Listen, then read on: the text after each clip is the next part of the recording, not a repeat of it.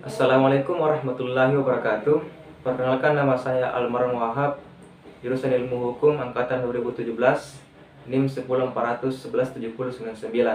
Nah, pada kesempatan kali ini saya akan memaparkan mengenai skripsi saya dengan judul Analisis Hukum Penerapan Surat Perintah Penghentian Penyidikan SP3 terhadap Pemberantasan Tindak Pidana Korupsi, Studi Kasus Polrestabes Makassar.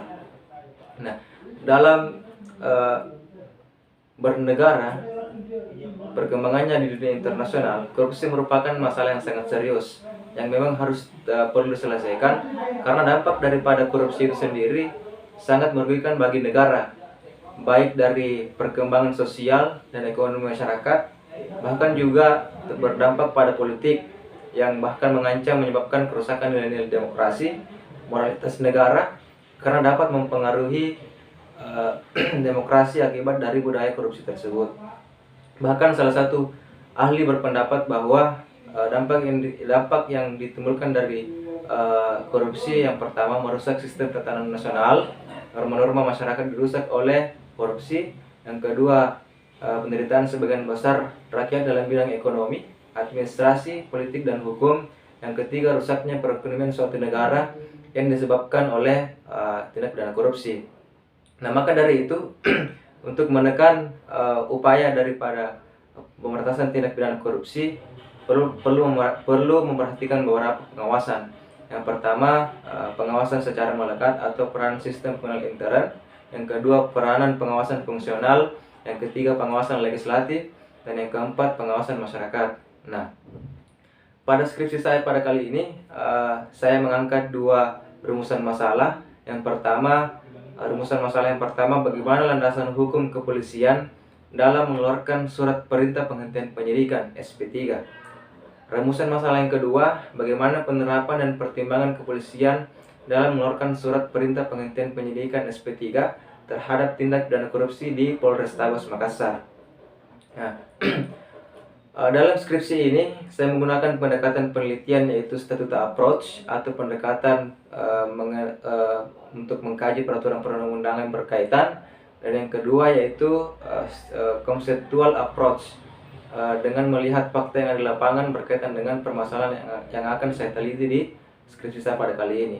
Dengan metode penelitian, observasi di lapangan, wawancara, dan studi dokumentasi di lapangan. Nah, untuk menjawab dari rumusan masalah yang pertama, yakni bagaimana landasan hukum kepolisian dalam mengeluarkan surat perintah penghentian penyidikan, yakni landasan hukumnya itu berada pada pasal 109 ayat 2 Kitab Undang-Undang Hukum Acara Pidana, yang dalamnya menyatakan bahwa tidak terdapat cukup bukti. Yang kedua, peristiwa tersebut bukan merupakan tindak pidana, dan demi hukum.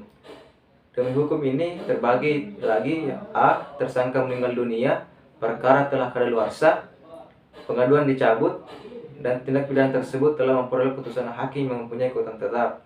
Dan juga SP3 ini merupakan salah satu dari objek pra-peradilan sebagaimana yang diatur dalam pasal 1 angka 10 dan pasal 77 Junto Perma 4/2016 tentang larangan peninjauan kembali putusan pra-peradilan. Atas terbitnya SP3, pelapor atau kuasanya dapat melakukan permohonan gugatan pra-peradilan ke pengadilan negeri. Nah, untuk rumusan masalah yang kedua mengenai bagaimana penerapan dan pertimbangan kepolisian dalam mengeluarkan surat perintah penghentian penyidikan terhadap tindak pidana korupsi di Polrestabes Makassar.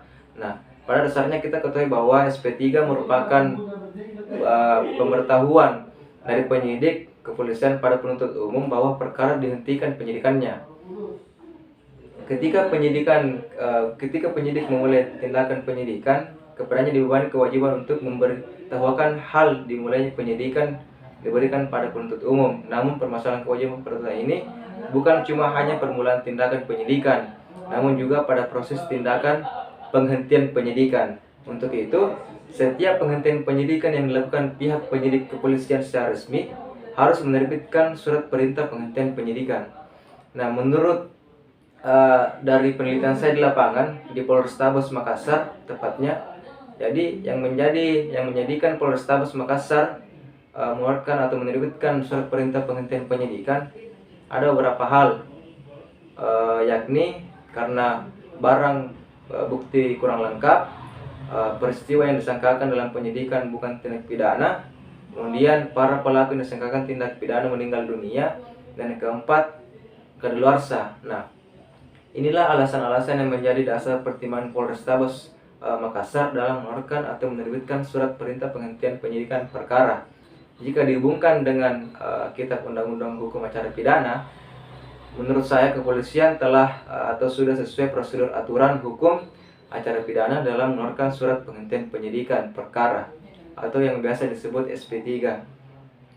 Adapun dampak daripada SP3 ini, adapun dampak daripada penerbitan SP3 ini, menurut saya menjadikan kekuatan hukum dalam pemberantasan tindak pidana korupsi melemah karena adanya pemberhentian penyidikan pada penyidik kepolisian.